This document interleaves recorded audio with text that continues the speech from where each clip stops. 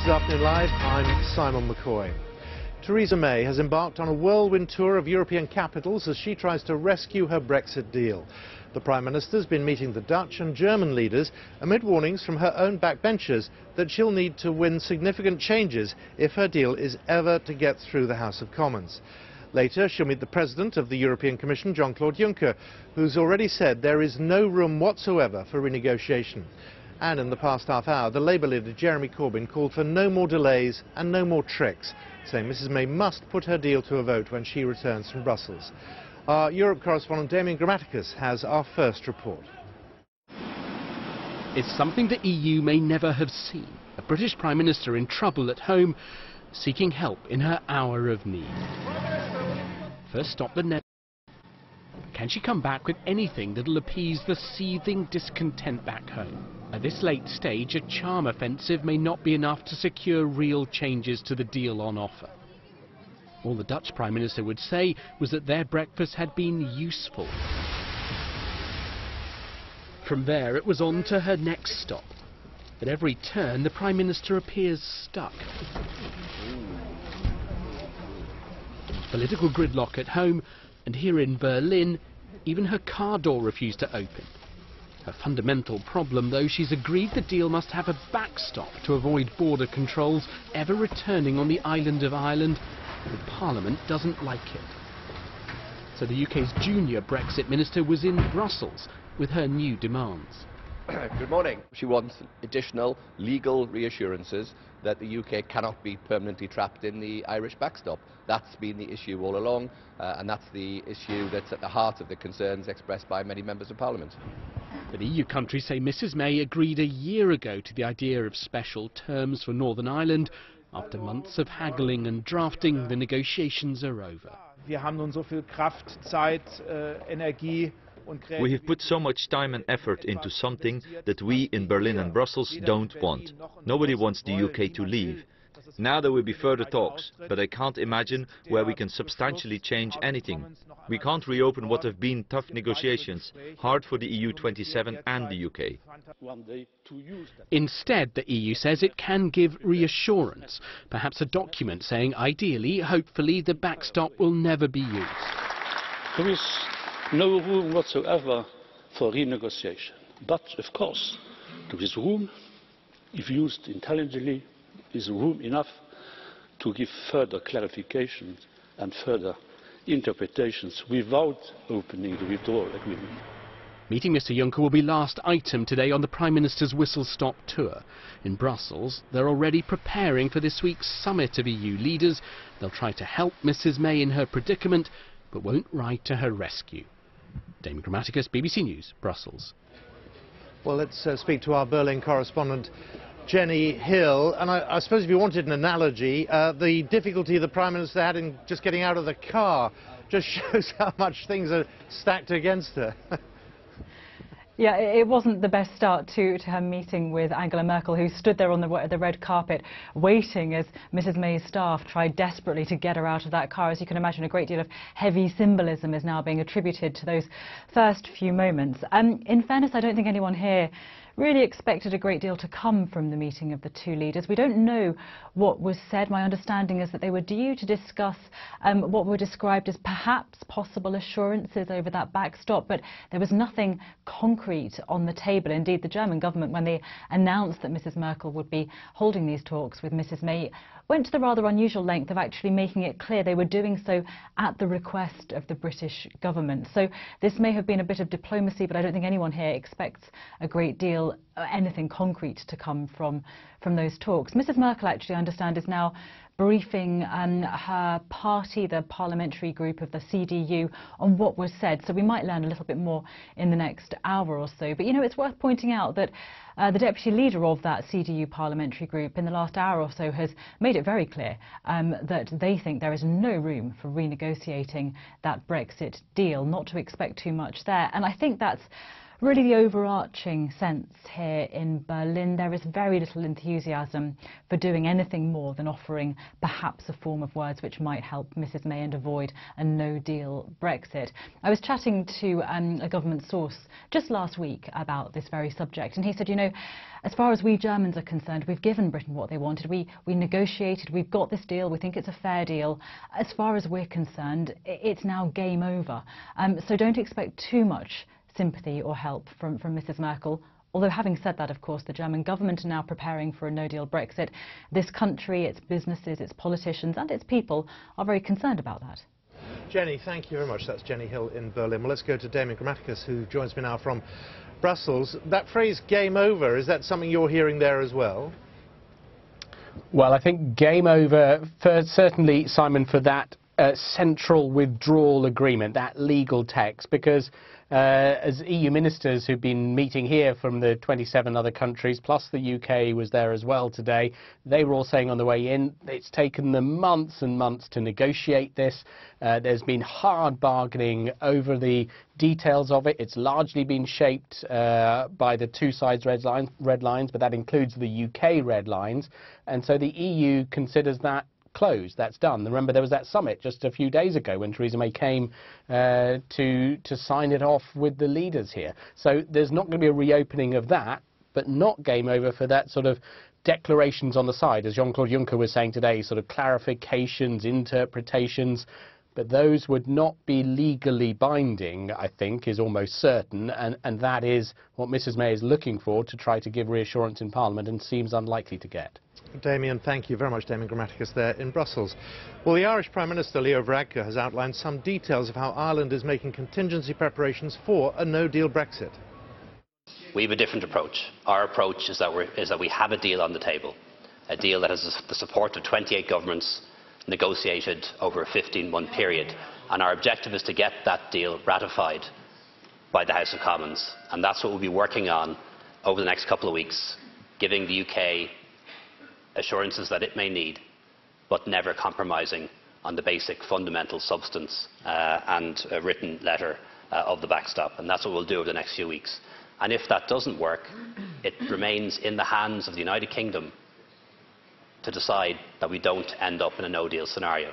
The option is there to revoke Article 50, the option is there to extend Article 50. And while there may not be a majority for anything, or at least any deal at the moment in the House of Commons, I do believe that there is a majority that the United Kingdom should not be plunged into a no-deal scenario. And it is in their hands at any point in time to take the threat of no deal off the table, either by revoking Article 50, or if that's a step too far, by extending it. Well, let's pick up on that. With me now is Ian Talbot, who's Chief Executive of Chambers Ireland, and the idea of revoking Article 50 might get short shrift, but extending it, is that something you would welcome? Well, we would welcome it. At the moment we're faced with a situation where we've only 108 days to go before a potentially catastrophic no-deal Brexit. Businesses need time to prepare, businesses in Ireland, businesses across Europe and businesses in the UK. So we welcome any development that will allow us more time to get things sorted. What impact would a no-deal Brexit have on those that you represent? Well, it's still very uncertain. A lot of our companies are doing the best they can, not knowing what scenarios they might be facing. But we could be looking at additional tariffs, we could be looking at challenges in ports, we could be looking at challenges in airports. So there's a whole series of issues that we just can't plan for fully at the moment. What about the argument for pragmatism? You know, that planes will still fly as long as people still talk to one another, and trade will still be done because money talks. Is there an element of hysteria about this? I don't think it's hysteria just yet, but we're not far off it. I mean, ultimately you get to a point where you still need some time. Yes, I'm sure we can organise planes to fly, but if we don't make a decision until March, is there enough time to put a deal in place?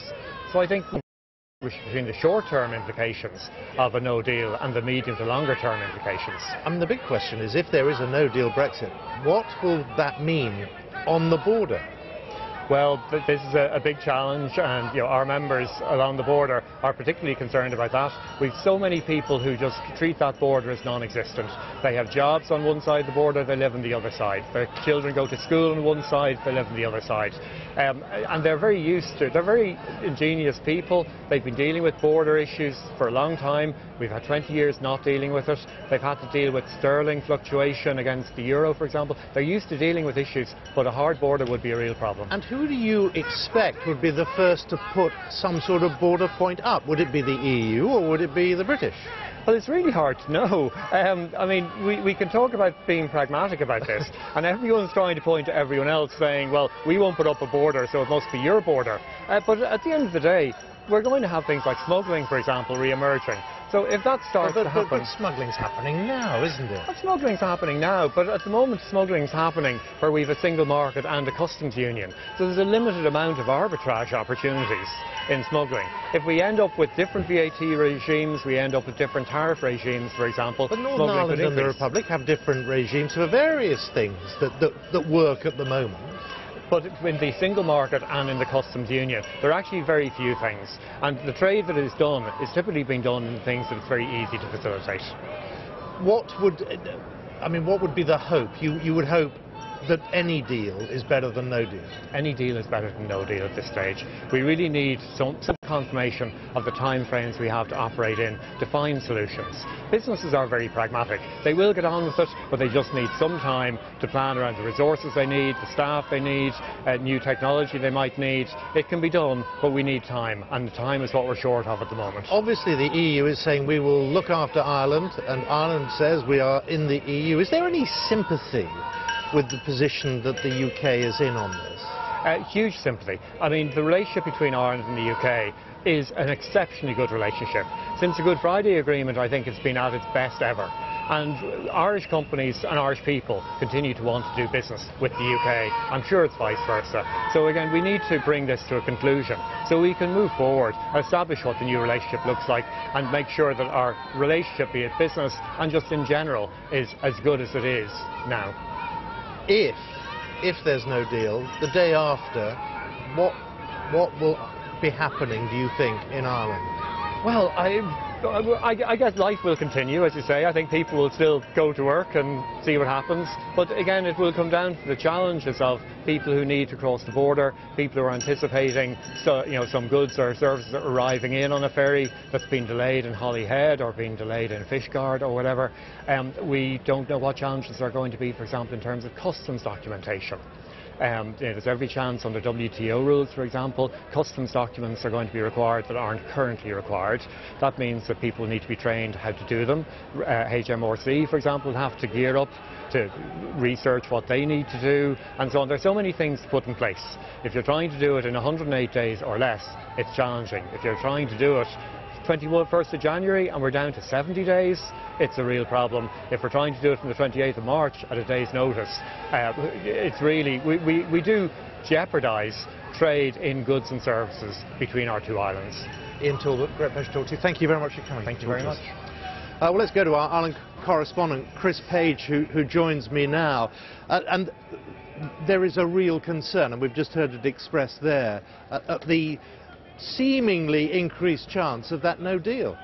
Yes, and that was what dominated proceedings in the Irish Parliament's version of Prime Minister's Questions, which has been taking place this afternoon. And as you saw from a clip of it just a few minutes ago, it's not as confrontational or noisy as what happens in Westminster at 12 noon on a Wednesday. But the one thing it does have in common with the London version is that Brexit has been the main point of discussion now for the last 2.5 years. And today, as you'd expect, no exception. The leader of Fianna Fáil, the second biggest party, Micheál Martin, asked Leo Varadkar, the Prime Minister, about how prepared Ireland was for a no-deal Brexit scenario. And now, up until very recently, the Irish government have been very reluctant to talk about the possibility of no deal. They've always said, look, we want a deal, we're going to focus on that, though they had said that contingency plans were going on for no deal in the background. Now, more details of the no deal plans are coming to light. So Leo Varadkar said, for example, that Ireland will be accelerating recruitment of customs officers in case there's a no deal. They've already recruited 200, they now want to recruit more, and they have a panel of 3,000, so they're going to recruit more from that panel. And he also also said that there were plans being made for new infrastructure at ports and airports, particularly Dublin and Rosslare ports. So a few practical examples there of how the Irish government say they are increasing their preparations for a no deal. Mr Varadkar also said that firms that don't have a no deal action plan should formulate one, and that firms that do have a no deal action plan should start putting it into practice. So really, for the first time over the last few days, you've had the Irish government start to talk in those more detailed terms about what a no deal Brexit could mean for Ireland, which, make no mistake, for any country other than Britain itself, it will be the European nation most affected by Brexit. Chris Page in Belfast, thank you very much. Well, let's talk to our chief political correspondent, Vicky Young, who is here with me now. Things are a bit lively right now because Jacob Rees-Mogg is we're hoping to speak to him ourselves very shortly, but he's just appeared. There doesn't seem to be a lot of hope for whatever Theresa May is hoping to achieve. Yeah, I mean, I suppose the question is whether if this is just window dressing and she just has to be seen to be doing something. One cabinet minister said to me yesterday, as long as she's seen to be in some kind of control, then she stays in her job. I mean, she couldn't pull that vote yesterday and then just, as we said, go Christmas shopping and just hang around. She needs to be seen to be doing something, and she would say it's a genuine attempt to go and get reassurances, the kind of thing that MPs have been asking for. But there is real anger from the opposition and some on her own side about that decision just to pull that vote. Jeremy Corbyn managed to get this emergency 3-hour debate today, which is going on now in the House of Commons, to debate all of that and the rights and wrongs of the Prime Minister's decision. And lots of Labour MPs have been getting up and saying she actually told senior EU figures she was going to pull the vote before she told her own cabinet, something that's completely denied by the government. They say the decision was made very late in the day in a conference call. But this is what Jeremy Corbyn had to say in that debate. Mr Speaker, if the Prime Minister comes back with nothing more than warm words, then she must immediately put her deal to the House. No more delays, no more tricks. Let Parliament take control. Well, that was Jeremy Corbyn.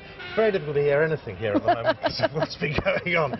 But this debate, a lot of anger being expressed, as you say, won't actually achieve anything, will it? I don't think it will. There's no binding vote or anything like that. And interestingly, the government's response to all of this is, look, there's some Conservatives, there's lots of Labour, SNP, all complaining, and the DUP, about this so-called backstop. And now that Theresa May has gone out to Europe to try and get some change in all of that, you know, they're all criticising her for that as well. That is the argument that the government is putting forward, is that she is listening and responding to the complaints that have been coming from MPs on all sides of the so this is how David Lidington put it. I think anybody who has observed my right honourable friend the Prime Minister in action both in her current office and the other offices she has held over the years will be in no doubt about her commitment to parliamentary accountability, whatever the cost to her in terms of the time that you, sir, rightly should say that she should be spending, and she accepts she should spend, in asking questions from colleagues in every party, in every corner of this House. There, of course, is the argument that Theresa may just be taking a gamble that the nearer we get to the 29th of March, the more likely it is that MPs will change their mind. Those that have said no to her might just change their mind. Yeah, and that's actually what people have said from the beginning, is that she would take it right to the wire, and suddenly that clock that's ticking becomes her friend. Because if we get to January, and today ministers have confirmed that they regard the 21st of January as a deadline for when she will have to come back with something and with a vote, but that is pushing it pretty late, given that we're leaving 2 months after that. And remember, it's not just getting through this meaningful vote on the deal, it's then the legislation that needs to go through on top of that. Now, the DUP have already said that if the withdrawal deal goes through, they won't back her anymore in a confidence vote. So it's kind of, she gets her deal through maybe, but then she loses those people that are propping up her own government. So it seems very difficult to find a way through this for her. And there are still some talking about another referendum, others talking about no deal, and others talking about changing the Prime Minister. I'm going to pull in there, because we're just going to go to the Old Bailey, because there's a news conference there following the sentencing there. 36 years for the man who killed the 2 children in the Babeston Wood case. Let's just hear from the police now. A brief statement from the Deputy Superintendent Jeff Riley about the sentencing and the outcome of the case. Russell Bishop is a truly wicked man. I'm delighted with a sentence of 36 years which reflects the magnitude of these terrible crimes against these two young girls. Bishop, I hope, will spend the remainder of his life behind bars, where he truly belongs, never to darken the streets of Brighton again. He was even too much of a coward to face the families in court today. This significant term of imprisonment will of course never make up for the loss of Karen and Nicola, but I hope that their families will be able to take some comfort from it and start to move on with their lives. Thank you.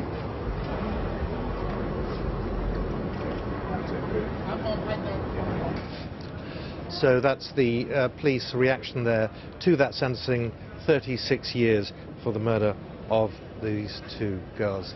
We'll be getting more from Daniela Ralph, our correspondent who's covering that case very shortly. But I want to pick up here in Westminster the ongoing mission that Theresa May has in Europe as she tries to get some sort of change to the deal to please those back here. Principal of them, Jacob Rees-Mogg, who's chairman of the influential Eurosceptic group, of course, the ERG, joins me now. She's trying to do what you want. I wish that the Prime Minister were trying to do what I wanted, that she made it clear yesterday that she wouldn't be able to get rid of the backstop. She seems personally committed to the backstop, and that's the real problem with the withdrawal agreement, because it divides up the United Kingdom between Great Britain and Northern Ireland. It leaves us subject to the EU setting our tariffs, so setting tax rates in the UK, and it leaves us subject to the European Court of Justice in great swathes of public policy. So the backstop is a real problem. The whole thing needs to go. Getting a few warm words and a cup of cocoa really won't be enough. The time for that language has passed, isn't it? Because the whole country now is very worried about what we're facing. And what we seem to be facing more and more likely every day is a no deal. Well, leaving on World Trade terms, leaving on the 29th of March, is a perfectly reasonable thing to do. Well, it is if you have a bilateral agreement with countries already in place. We have nothing. Well, we are able to deal under WTO terms unless the EU were to punish us, in which case it would be in breach of a number of international treaties. Why should we assume that the EU will break the law to punish us? I think that is not the way civilised nation states behave. We buy £95 billion worth of goods more from them than they buy for us. There's a strong incentive for their exporters that we should carry on trading. It will allow us to cut tariffs on essentials, on food, clothing and footwear, reducing the cost of living for people, and we save £39 billion. Now, on the forecast... Oh, you save £35 billion? £39 billion, because we don't have to pay them any money. We morally are obliged to pay that. No. Is there no moral case to pay that money? No, I don't think there is, actually, because the European Union, for example, runs a pay-as-you-go pension system. When we joined the European Union, we paid the pensions of people who had retired before we had joined. They're now expecting us, on the time we leave, to do the reverse, to pay as if it were a funded pension. But that seems to be unreasonable morally to have it both ways around. That have been undertaken that we have a responsibility. Likewise, when we joined, we paid our share of projects that had already been committed to. Can't have it both ways, and the legal position is absolutely clear. If we leave under Article 50 without having reached a withdrawal agreement, we owe no money, according to a House of Lords report which had many pro-Europeans on the committee. According to that committee, we owe nothing under EU, UK or international law, and that's very important. What is it that you know that all those businesses, all those people who have said a no deal will be economically disastrous for the UK, and yet you stand here and say, no, we'll be fine? What do you know that they don't? I know that they got it wrong before. So if you look at the Treasury forecasts about what happened... I'm not talking about Treasury forecasts, I'm talking about real businesses. Well, I run a business, so I'm involved in a business I set up, and so I have some business experience. The issue here is internationally based in London and in Singapore. We do not have an Irish office, in spite of what some people may have been chanting. We have funds in Ireland, in New Zealand, in Singapore, in the United States, because we're a global fund management company. That would be true of almost all fund managers. But on the forecasts, the Treasury forecast, just by voting to leave, that there would be up to 800,000 job losses.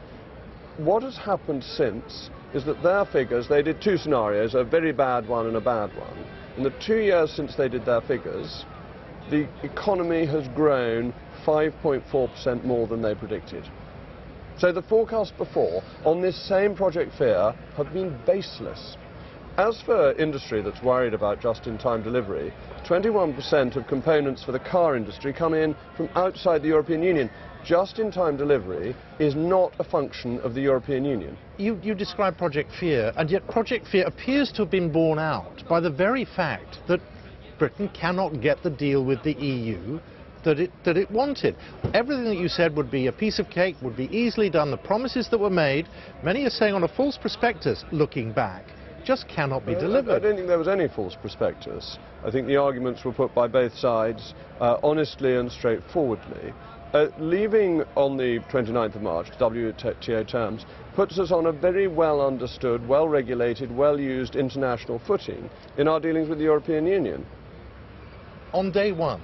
On day one, under WTO terms. Now, if the French decide that they're going to close Calais, as it happens that they've done before, at one point for 3 weeks, that would be in breach of their international agreement. So are you saying to me that the French will break international law the day we leave? I'm not saying anything. No. Not that I'd be entirely surprised if they didn't, because none of us knows. Well, if you work on the assumption that your friends and allies will break international law, then the whole basis of international order breaks down. I think you have to assume that people will behave in good faith under obligations that they are committed to well beyond the European treaties. It's difficult, though, to pin a country's future on good faith. People are really concerned and worried now about what's happening. No, people voted to leave. That's the key thing. 17.4 million people heard all these scare stories. They didn't believe them. So far they've been wrong. That the figures that were given have turned out to be fantasy figures. Do you remember George Osborne was going to give us a punishment budget, and the Government Bank of England said interest rates may rise? I think there was no budget, and interest rates fell. Anybody watching will just say a plague on all your houses, because both campaigns were guilty of mistruths at various points. And they've now, everybody's now been found out. The facts are, our Prime Minister is finding it impossible to get a deal that's acceptable to everybody. I'm afraid the Prime Minister has not negotiated competently. And that's why we're in this... What would you have done differently? She should never have accepted the structure of the negotiations set out by the European Union, that we had to negotiate some things first, and that we've allowed the European Union to say it can't discuss the future arrangements, and then agreed to a backstop. But the backstop is a future arrangement, which apparently it can't agree to. So we've allowed the European Union to run rings round us. And you don't think they'll do that after, if there is a no deal? No, because the Prime Minister is a Remainer, and she never really wanted to leave. And she said recently, which is quite an interesting comment, she said people who believe in leaving without a deal should be honest about the risks that come from that. Now that really doesn't square with her going around saying no deal is better than a bad deal. If she always thought that leaving without a deal was so dangerous, why did she go on and on about no deal being better than a bad deal? One or other of her statements can't be strictly accurate. The one thing that must worry you is that the other option, of course, other than a no deal, is another vote. And I'm just wondering whether you agree with those who are saying that's now more likely than it's ever been. Well, I don't think there's any majority in Parliament for it. That I was on a BBC programme yesterday with Mr. Moona, Chuka Moona, and he was saying in favour of a second referendum that he saw no majority in Parliament for it. It's basically a loser's referendum. It's for those who lost first time, who don't like the result and want it reversed. I think that's not a proper democratic method of proceeding. Bear in mind the first referendum was validated by an election promise from David Cameron to have it in the first place, and then by both the Labour Party and the Conservative Party confirming it and saying they would accept the result in the 2017 general election. We've had 3 votes around this referendum. To overturn it because a few malcontents don't like losing would be a democratic disgrace. I just wonder if you ever, in the middle of the night, wake up and think, what have I done? What is this argument that I have been putting forward that's created so much anger out there? And you can see it. They're shouting at you. Many of these people are shouting at you directly. Well, do you not worry that that anger is in some way justified? People are worried about what's happening. I think the divisiveness of the referendum is a great misfortune for this nation. If you wanted to double that and triple it, you would have a second referendum. If you think the first referendum was divisive, think very, very carefully about asking for a second one, because I think that would divide us even more. But people voted to leave, so no, I don't wake up in the middle of the night thinking, how have I caused this division? I think in the morning and in the evening when I go to bed that we have campaigned for democracy. so that when people vote they can change their government, that we won't be governed by unelectable, unaccountable people in Brussels who we cannot remove. We will be able to make our own laws. And why do I think that's important? Because I think the British people can make better laws for themselves than other people can make for us. And you are hoping that European countries who up until now have been our friends, we are now turning our backs on, will play fair in your language. That's what you are hoping. We're not turning our backs on them. We're remaining members of NATO. We have other alliances with them, particularly in relation to security. We're simply leaving the European Union, which was supposed to be a trading organisation. We're not staying in a trading club. It's not turning our backs on them. The European Union, the member states remain friendly nations and allies who we will be willing to defend if they need defending under the NATO obligation. So I think there is an issue with language, and I accept that all sides fall foul of this from time to time because we don't differentiate enough between the European Union, which it is a blessing to leave, and Europe, which it's a blessing to belong to, and the two are different and separate concepts. Jacob Rees-Mogg, thank you very much for your time. Pleasure. Thanks for talking to us. You're watching Afternoon Live. All the headlines coming up. Let's catch up with the weather first. Here's Helen Willett. Hello there. It's been another fairly quiet weather day. Yes, we've had a contrast in the temperatures with the chilly air embedded in the east and much milder conditions towards the west because we've got the Atlantic influence. We've picked up the southerly wind now, but the cloud that we have is for the most part fairly thin and it hasn't produced that much rain, just some drizzly rain really. Something a little bit more substantial this evening in the southwest and Northern Ireland, but it does tend to fizzle out as it pushes its way further east overnight. In fact, we keep thinnish cloud in the east, so it's here where we're more likely to see some frost come Wednesday morning and a little bit of fog again. And it's in the east where we'll see the thinnest cloud. In fact, through the day we might push a little bit more sunshine further west again, pushing our weather front out of the way, but there will be some nuisance drizzle around, a little bit of winteriness in that over the hills of Scotland, and it won't be particularly warm either in the east, but again it is relatively mild further west. It looks like the cold air winds on Thursday pushing back westwards, but then a big change potentially Friday night and into the weekend.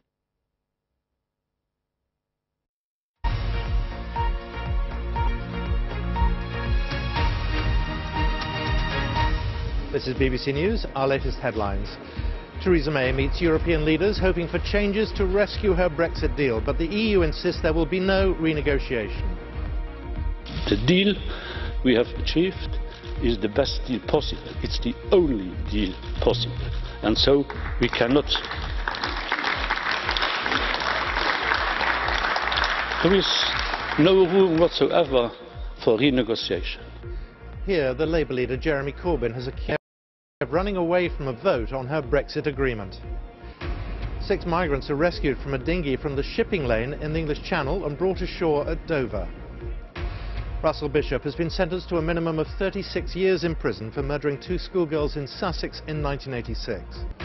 And thinning ice in Antarctica, NASA says it's worse than we thought, prompting fears of sea levels rising significantly around the world.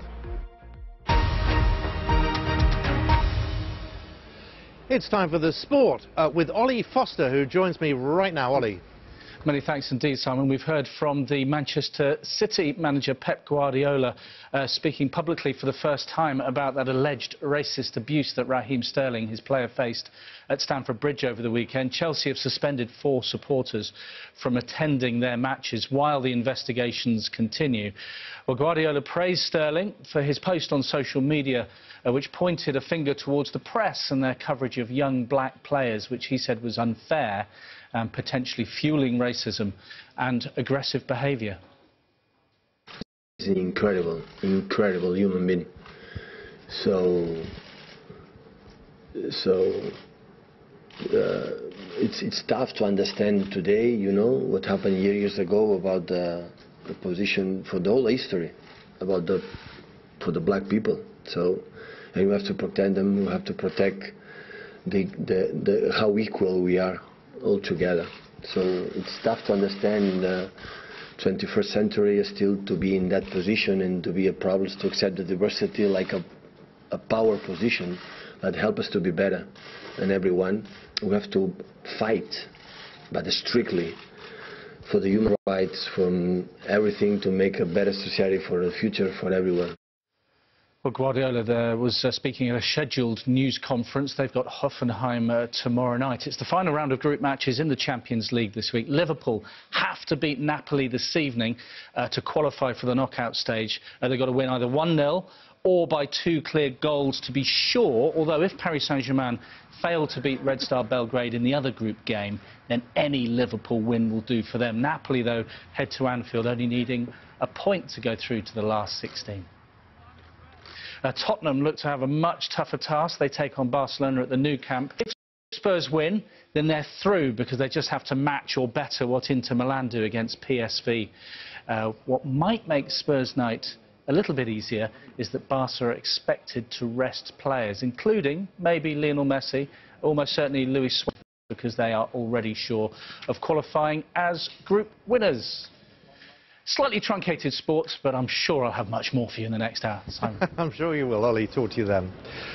You're watching Afternoon Live with me, Simon McCoy, in Westminster. Now, a convicted paedophile has been sentenced to life in prison with a minimum of 36 years after being found guilty of murdering 2 9-year-old girls in Brighton 32 years ago. Russell Bishop was tried and acquitted of killing them in 1987. After a second trial held at the Old Bailey, a jury found him guilty. Well, our correspondent Daniela Relf is at the Old Bailey for us now. Daniela.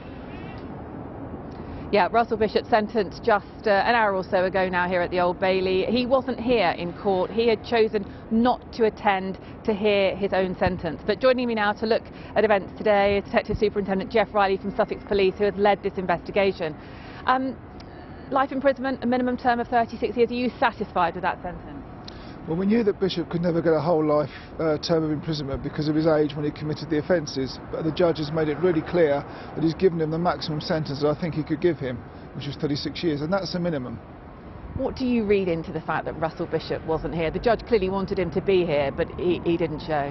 Well, Russell Bishop is clearly a coward, and he couldn't face the family today in court. What about the family's reactions? I mean, it must have been an absolutely dreadful experience. No one can imagine what it must have been like for them. I mean, the families have been amazing. They've waited 32 years for justice. They've done it with calmness and with dignity, and they've just been truly amazing.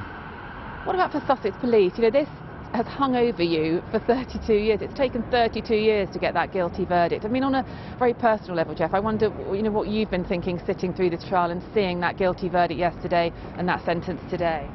Well, I certainly had a sense of relief when the jury came out and said guilty. I mean, we've never forgotten about this case. We've never given up on it. We've conducted various reviews over the years. In 2012 we got a really strong forensic hit, and that started the whole thing off again. And I'm actually really proud of the work my team's done, and it's been a real privilege for me to lead this investigation. What kind of person is Russell Bishop? Have you got any sense of any remorse or anything from him at all? I mean, Bishop has shown no remorse throughout the whole time that we've dealt with him, and the fact that he's been in custody for 28 years when he was sentenced to 14 years just shows you what a dangerous individual Bishop is. My view is Bishop deserves to spend the rest of his life in prison. There was an added element to his trial, wasn't there, where the defence and Bishop himself accused Barry Fellows, Nicola's father, of being involved in her murder and her abuse. I mean, that made the whole thing even more highly charged. I mean, Bishop is a coward, and the fact that they chose to choose that line of defence to attack Barry in that way, he's lived with this for 32 years, and you saw when he gave his evidence, he was a broken man as a result of it. The judge at the end today did praise the families very directly. He talked about the dignity and the way they had to cope with things during some terrible accusations that were being made at them as well. Yeah, I mean, the family have been amazing throughout the time that I've dealt with them. They have been patient, they have been calm, and they have been dignified, and I think that's shown through by their behaviour at trial, in the last 2 months. Detective Superintendent Jeff Riley, thank you very much for joining us. So, just to reiterate again, Russell Bishop sentenced a life term with a minimum term, a life sentence with a minimum term of 36 years. Simon. Daniela Relf at the Old Bailey, thank you very much for that. Well, you join me here in Westminster as the fallout continues to the Prime Minister's decision yesterday to delay the on-air Brexit deal. It was supposed to be today. Let's talk now to the Labour MP Luciana Berger, who's supporting the People's Vote campaign. There was a news conference this morning, buoyed, I think, by events of the last 24 hours. You think it's more likely than ever, do you? Well, it's, I think, very clear from the last 24 hours that there is an impasse in Parliament that the Prime Minister will not be able to overcome. It's very clear from the contributions from members from all sides, not just the opposition sides, that there's a great discontent, but not just in Parliament, from right across the country. And I know as a constituency MP the hundreds of emails I've received from my constituents over recent weeks, how disappointed and how frustrated they are with what's going on. Well, there's anger out there as well, and particularly because we seem to be engaged in now anger at parliamentary procedure. People are just saying that that's a frippery. We need to move on, aren't they? Well, in order to move on, we need to essentially ask the country, when we have the details from the Prime Minister of what her deal will actually entail, what the proposed Brexit offer actually is, whether it is what the country wants. And we know from every single one of the government's own economic assessments that it's going to make our country poorer. I appreciate that 52% of the country did vote for Brexit, but in the wake of these assessments of what Brexit will actually be, is this now what they want? I've seen a massive increase from my constituents wanting to have their say. It's clear that Parliament alone will be unable to resolve this, and that's now why I think we just need to get on with it. How many questions would there be on the ballot, and what would they be? Well, the Constitution Unit has come up with a number of different manifestations of what a choice of the country, what a final say in a people's vote might look like. I believe that we should be offering the country the Prime Minister's deal when we finally have the details of it, although we don't expect it to change much, because as we heard from ministers and officials in Europe today, there isn't going to be much movement, and therefore that should be put to the country, along with all the economic assessments of what the ramifications will be, making our country poorer. Conversely, with people like what I think is the best option is to remain in Europe as we find ourselves today. And just quickly on the atmosphere here, have you ever known anger, which does seem palpable, not just from people here, but inside your place of work as well? I've never seen anything like it. I've been an MP for the last 8 years. I was sat in the chamber yesterday where we had statement after statement from the Prime Minister, from the Leader of the House of Commons, from the Brexit Secretary, followed by a raft of point of orders, our application for an emergency debate which is underway as we speak, which was supported not, again, just from the opposition side, but also from members on the government benches. Both people... Well, you were hoping to be speaking today as well, weren't you, on the previous debate? Indeed, I'm one of a number of MPs who have been prevented from sharing with the Prime Minister our very, very serious concerns with her deal as it's currently being proposed. We've been essentially prevented from speaking out in Parliament because the vote has been pulled and the debate has been stopped. We don't yet know for sure whether we will have that future opportunity. We had a Brexit minister at the dispatch box today who didn't really give us those guarantees that we need and require to even confirm that we'll have a vote by the 21st of January, and particularly in the wake of everything that's happened. We were clear that his words were pretty empty after what we've seen over the course of the past few days. I've never seen anything like it. People use the term scenes. They certainly were scenes in the House of Commons, and they continue as we speak at the moment. They do. Luciana Berger, thank you very much for joining us. Thank you. I want to talk now to Hans Olaf Henkel, who's a German MEP and member of the European Conservatives and Reformists group. And do you think Theresa May is wasting her time today travelling around trying to persuade leaders to change, give a bit? Well, that depends on how the European Union is responding to her visit. Quite frankly, I think it is also time for the European Union to send out some signals towards Britain. At least two things they could do right now. Number one, they could say that based on the judgment of the European Court of Justice, which said that the British could themselves decide to back off from Brexit, they could say, look, we would offer you an extension if you need it, beyond the March 29, 2019.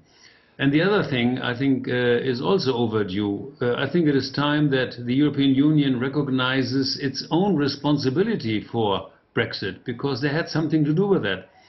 Britain joined a football club, but Brussels decided to play golf. Britain wanted subsidiarity, and Brussels was more and more for centralization. Britain wanted self-responsibility for country debts, and of course the Brussels people wanted more socialization.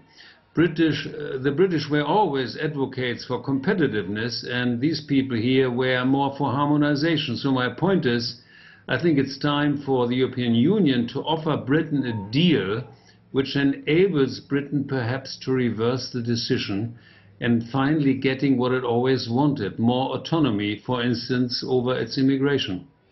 Do you sense, though, that battle has been lost, or whilst you express a view that many wouldn't attribute to somebody your side of the channel, if you like, do you sense that the argument has been lost and Theresa May is now inevitably heading to a no deal?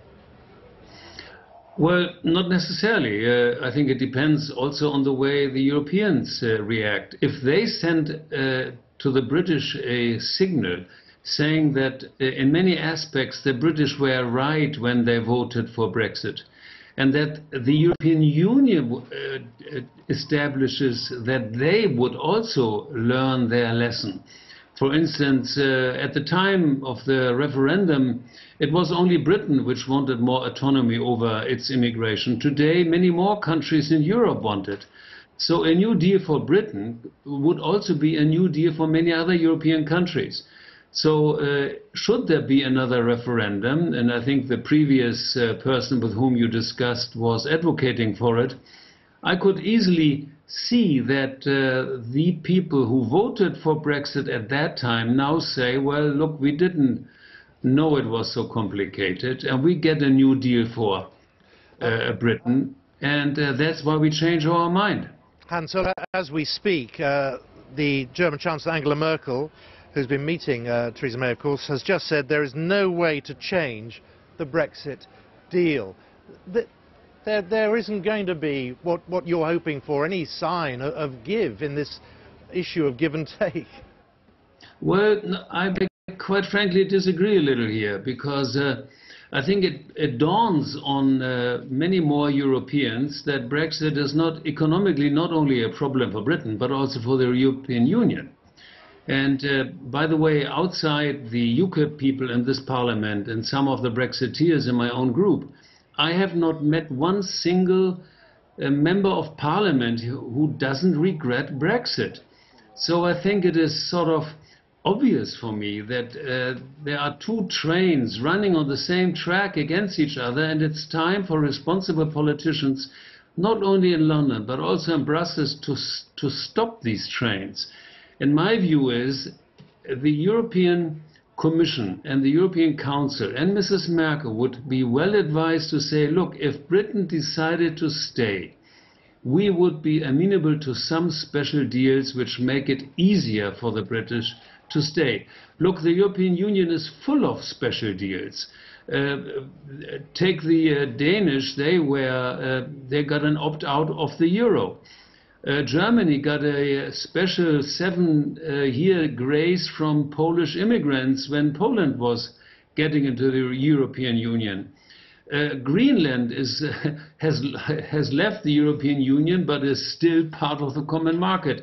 So I think it is time for the EU to address the British and say, look, people, stay, and we are negotiating on a new deal for you to stay, rather than a new deal which Mrs. May has just negotiated. I'm talking about a new deal which enables Britain to stay in the European Union, which is a totally different ballgame. But nobody has ever really thought about that opportunity. But I think the mess in London now is calling for such a new initiative. Well, Hans Olaf Henkel, thank you very much for your time there, joining me there from Brussels. Well, let's get the thoughts now of Catherine Barnard, who's Professor of EU Law at Cambridge University. Thank you very much for joining us. I just want to pick up on what the MEP had to say there. I mean, is it in the EU power to just say, look, we'll give you more time, we'll take away that deadline of the 29th of March and extend Article 50? It's in EU power, but we've got to ask for it. And then the EU has got to act unanimously, so all 27 have got to agree to an extension of the period. And of course, while some member states may be willing, others won't, particularly those who didn't really get what they wanted in the negotiations on the withdrawal agreement. But crucially, the UK has got to ask. Right. And just to pick up on the point of Theresa May travelling around now, trying to get a changes to her deal. The difficulty she has is there is no way clearly the EU will change anything in law. What has been agreed as far as they're concerned now. So remember, there are two documents that were negotiated. There's the big beefy withdrawal agreement, the Article 50 agreement, which is the 585-page document. That seems to be pretty much locked in stone. The EU won't open that, because if they reopen that, then for the UK, then the French will ask for more about fishing, the Spanish might want more about Gibraltar. But the second document, the political declaration, that is not legally binding, and there might be some flexibility there to have some nice form of words in the political declaration. The trouble is, the clue's in the title, it's political, not legal, and therefore the Brexiteers might say it's just not good enough. Catherine, I just want to pick up what Jacob Rees-Mogg was saying, that if there is a no-deal Brexit on the 29th, we fall automatically into world trade rules. Is that the case? What happens the day after? Well, assuming that we leave without a deal, and there are no mini deals, which seem to be increasingly likely that the EU will not give us some sort of managed Brexit, then yes, absolutely, the WTO rules apply. But that means that the EU can legitimately insist on checking all of our goods coming into the EU in the same way as they check goods coming from any other third country which the EU doesn't have a free trade agreement with. And so it's pretty serious stuff, and that's why there's concerns about queues at the border, because as a rough rule of thumb, for every 1 minute of delay at Dover or at Calais, there's a queue of about 8 miles generated. So you can see with a 5-minute delay, you're talking about a 40-mile tailback, and that's what the concern is. Catherine Barnard, thank you so much for your time, joining me there from Cambridge. Good to talk to you. Thank you. Now, Vishala is here, bringing us all the business news in just a moment. But first, let's bring you our headlines here on Afternoon Live. And Theresa May meets EU leaders hoping to rescue her Brexit deal with new guarantees on the Northern Ireland backstop. Here, the Labour leader Jeremy Corbyn has accused her of running away from a vote on her Brexit agreement.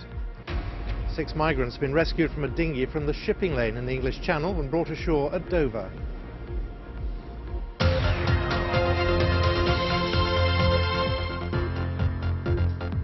Hello, here are your business headlines on Afternoon Live. Record numbers of people are in work and average earnings are at their highest level for a decade, according to new figures from the ONS. People in employment increased by 79,000 in the 3 months to October to more than 32 million, and that's the highest since records began in 1971.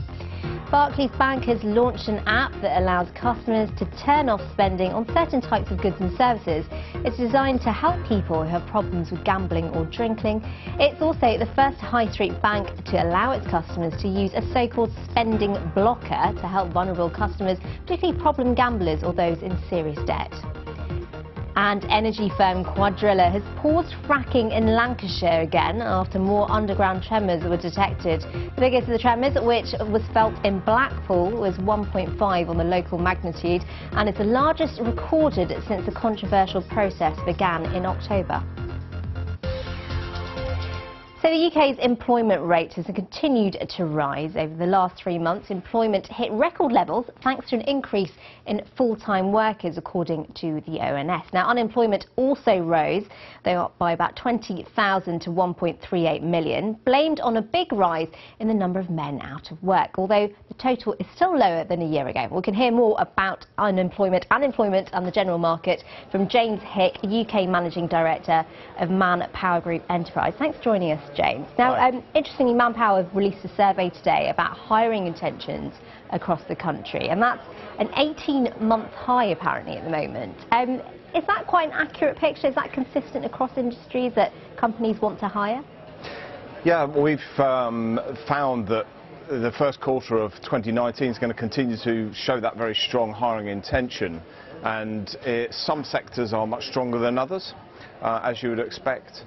Particularly retail, funnily enough, although we've heard a lot of trouble on the high street, very big sector, continuing to have a lot of turnover but continuing to need to hire a lot of people. And the public sector, again, very, very strong this quarter as we look ahead. It's strong demand, and again, particularly in the NHS, very, very much staff in need. We've been hearing lots about businesses, like you just touched there, James, actually, about businesses worried about Brexit and the impact it's going to have in terms of the supply of labour. How are they dealing with that? Well, businesses are being pretty pragmatic on the whole, and there's a number of steps that most businesses are taking. They look at how they can build skills, how they can train, how they can draw in apprenticeships, and then how they can look to use external suppliers to help them manage short-term projects. So reaching into the gig economy is another way. But it's also looking to really lock in staff as well in some respects, because pay is starting to go up, which is great news. People are still feeling confident that they can move around in different jobs. So it's about how do you hold on to your best workers and really give them a fulfilling career. And so in terms of Brexit uncertainty, I mean, what's the feeling that you get? There are some sectors that are much more concerned about it than others, and the automotive is one area that is really struggling at the moment and is really concerned for a number of reasons, but Brexit is one of them. Again, I come back to the NHS, where you see a very large number of workers leaving the NHS and going back to other European countries, and most worryingly what we don't see is the pipeline of people applying for those new jobs, and that really is a determinant then about how successful we will be in the recruitment process to fulfil those roles. So NHS is a concern as well as some of the other sectors. So definitely a cause for concern there. Thank you very much, James Hick, there, UK Managing Director at Manpower Group Enterprise. Let's have a look at markets before we go. Now, the pound is vulnerable to further pressure as traders weigh in the possibility of the UK crashing out of the European Union without a deal. It did start a bit high against dollar, but that was partly due to dollar weakness. Currency has done a bit better today, but strategists don't really see much reason for optimism heading into the Christmas holiday. I'll have more markets in an hour's time with a guest about what's been going on today on the FTSE 100. Simon. Okay, Vishala, thank you very much. I'll talk to you later on. Just want to bring you some breaking news coming in from Lancashire Police. We're just hearing that 2 more healthcare professionals have been arrested on suspicion of poisoning patients. This is part of an investigation into allegations of mistreatment at Blackpool Victoria Hospital.